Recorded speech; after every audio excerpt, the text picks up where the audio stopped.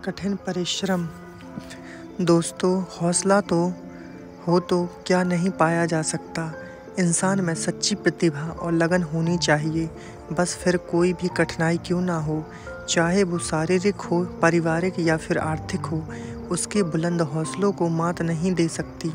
कुछ लोग इन परिस्थितियों में सारा दोष अपनी किस्मत पर मढ़ देते हैं और यह भूल जाते हैं कि किस्मत भी उन्हीं का साथ देती है जो खुद पर भरोसा और अपनी मेहनत से कुछ कर दिखाने का जज्बा और दम रखते हैं।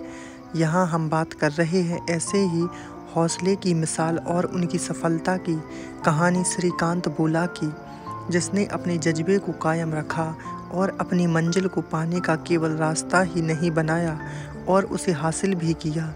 हैदराबाद के श्रीकांत भोला, जो कि बचपन से ही ब्लाइंड हैं, पढ़ने में काफ़ी होशियार थे और पढ़ने का खूब शौक़ था। जब श्रीकांत का जन्म हुआ तो उनके कुछ रिश्तेदारों और पड़ोसियों ने श्रीकांत के अंधेपन के कारण उनके माता पिता को अनाथालय में दान करने या फिर मार डालने तक की सलाह दे डाली थी।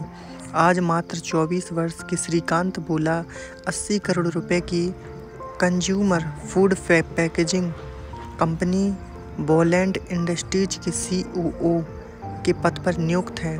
उन्होंने यह कंज्यूमर फूड पैकेजिंग कंपनी बनाकर कई लोगों के लिए एक मिसाल कायम की है। उनकी company consumer food packaging, printing, ink और ग्लू का बिजनेस कर रही है और काफ़ी प्रोग्रेस कर रही है। उनके 5 प्लांट में 450 लोग सीधे काम कर रहे हैं और साथ ही साथ अप्रत्यक्ष रूप से उनकी कंपनी के द्वारा कई हजार लोगों को काम मिला हुआ है। 6वां प्लांट आंध्र प्रदेश के नेल्लोर के पास श्री सिटी में बन रहा है। 6 महीने बाद इस प्लांट के शुरू होने के बाद 800 से अधिक लोगों को वे सीधे रोजगार देंगे। ये हुई सीधे रोजगार की बात, लेकिन उनकी कंपनी से 8000 से अधिक लोगों को रोजगार मिलेगा। अभी 4000 से अधिक को मिल रहा है। उसकी कंपनी की खास बात यह है कि कंपनी में उनके जैसे दृष्टिहीन और आसक्त लोगों की संख्या 60 से 70% है। इन लोगों के साथ ही वे खुद भी रोजाना 15 से 18 घंटे काम करते हैं। श्रीकांत के माता पिता ने समाज की बातों को ठुकराते हुए उनको पाला और बेहतर शिक्षा भी उपलब्ध करवाई। बावजूद इसके कि उनके परिवार की मासिक आय 1600 रुपये प्रति महीना थी, जो कि ज़रूरतों के अनुसार बहुत कम थी, और उनकी यह कोशिश रंग लाई। परिवार की आर्थिक स्थिति ठीक ना होने के बावजूद श्रीकांत ने 10वीं अच्छे मार्क्स से पास किए। उनकी दृष्टिहीनता के कारण बचपन से ही उसने समाज द्वारा भेदभाव किया गया। श्रीकांत बोला के अनुसार, स्कूल में कोई भी मेरी मौजूदगी को स्वीकार नहीं करता था। मुझे हमेशा कक्षा के अंतिम बेंच पर बैठाया जाता था। मुझे PT के कक्षा में शामिल होने की मनाही थी। मेरे जीवन में वह एक ऐसा क्षण था जब मैं यह सोचता था कि दुनिया का सबसे गरीब बच्चा मैं ही हूँ, और वो सिर्फ इसलिए ना कि मेरे पास पैसे की कमी थी, बल्कि इसलिए कि मैं अकेला था। उनकी मुश्किलें यहीं ख़त्म नहीं हुई। उनके जीवन में फैला अंधेरा हर वक्त उनके आड़े आ रहा था।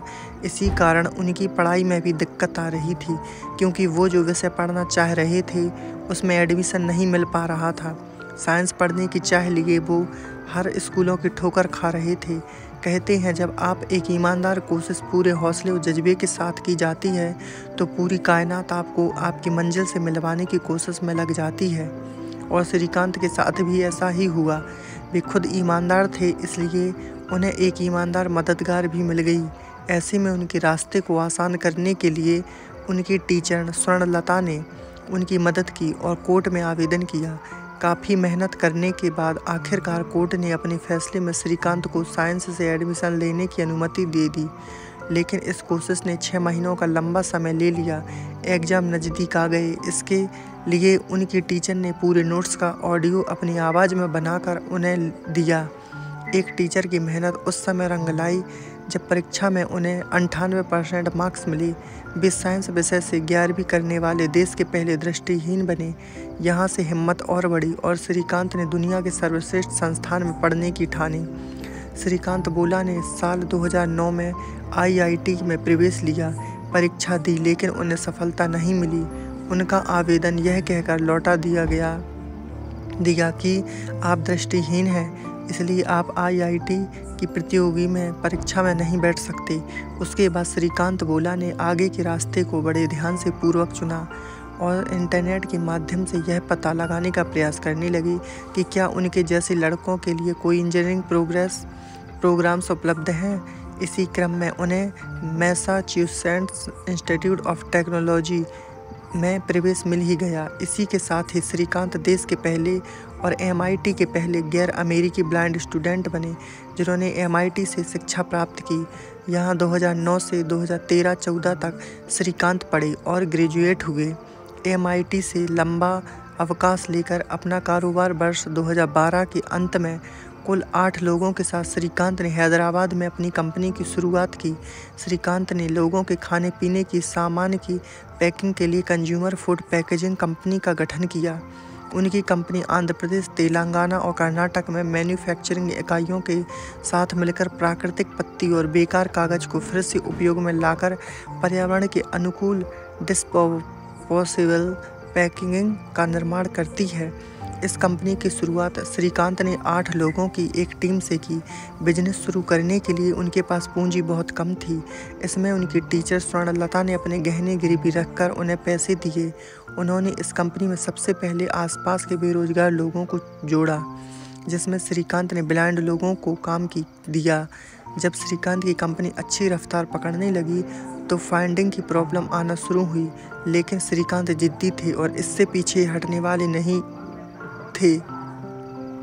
उन्होंने कई फंडिंग कंपनियों से और निजी बैंकों से फंड जुटाकर अपने काम को आगे बढ़ाया और फर्श से अर्श तक सफ़र तय किया। श्रीकांत के साहस को सलाम करते हुए रतन टाटा ने उनकी कंपनी में इन्वेस्ट किया है।